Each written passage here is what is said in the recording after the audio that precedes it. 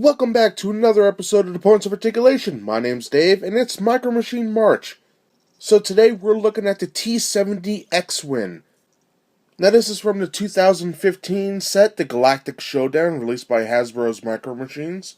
And this ship featured in Episode 7, The Force Awakens. Now this ship is around 1 3/4 inches long, but don't let that scare you. That's a basic size for all Micro Machines in length, for the most part. But it does have clean paint and a nice mold, so let's get this review started. Now, looking at the mold for the X-Wing, the thing that sold me on this model was the wings. And that's why I kind of like this, not as much as the original X-Wing, because that's what I grew up with. But I like how they made it a little more aerodynamic, and it just looks more futuristic with the wings, and how when they close, it's like one wing. Very interesting. So right here in the front, we have some nice details going down the sides of the cockpit, which is also done pretty well. We have a recess right here in the nose cone. More detail going down the side. We have our astromech droid. More detail going down here. Now it's very small, but you can see a little detail right there. Now let's go back to the front and look at these engines. Don't they look like slices of lemons or oranges or limes or something? Thought that was kind of neat. Now on the top, the engines are done pretty well. A lot of detail, even at the back ends here. The wings have a lot of lines and panels. And then we have our laser cannons, 4 of them, which are done pretty well. I think they did a good job with this. Now they do like to warp, and I try a lot of stuff. Hot water, then cold water with ice in it. Hair dryers, heat guns, and it holds for a couple of days, and then I'll walk past them or something, and they're bent again.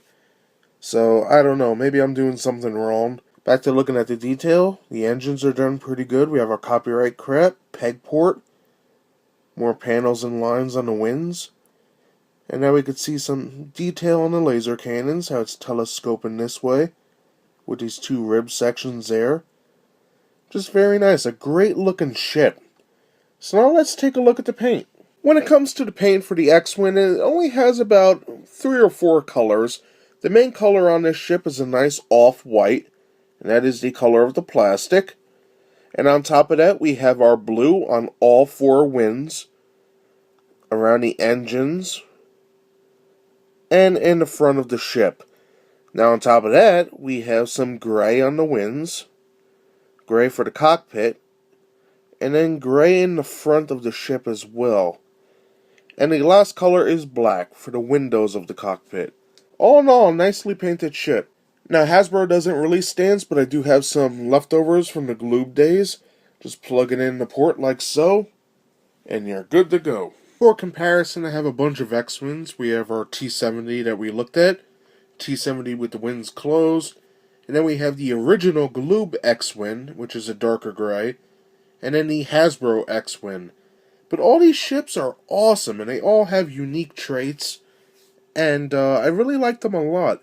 And that does it for my little review today of the Star Wars Micro Machines X-Wing. Now this is the T-70 version, featured in the Force Awakens film, Episode 7, and probably soon to be The Last Jedi. Now you could buy this ship a couple of ways, either in a 3-pack, or a larger pack where I got mine, that's titled The Galactic Showdown, released in 2015. Comes with a couple First Order TIE Fighters, and I believe Poe Dameron's X-Wing, which is the same one as this, just painted a different color. Now, I remember buying these, and they were a little over $8, but I went into a couple stores, especially Walmart, and now the bigger packs, which comes with about 4 ships and a couple minifigures, are over $9. So, I would recommend going to eBay, Amazon, seeing if you could find them cheaper. But the choice is up to you.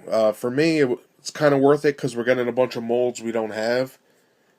But it is what it is. Now, we took a look at the detail, which is phenomenal for something so small. And the paint is pretty good. It's nice and crisp, no dripping or leaking. Excellent. Now, I recommend this to anybody who's a fan of The Force Awakens or Resistance. These things look awesome, or I should say the New Republic, because I believe they used a more advanced X-Wing I think it was the T-75 or T-80, I forget. But this is the one that General Leah was able to get. Either way, they're pretty damn cool, and I do fully recommend them. So that's about it. That's all I have to say. Thank you very much for joining me. I hope you enjoyed my review. If you did, please like and subscribe. It really helps me out a lot. And remember, it's Micro Machine March, so every day, March 2017, will be a new Micro Machine review. So thanks for watching again, and I'll see you next time. Bye, everybody.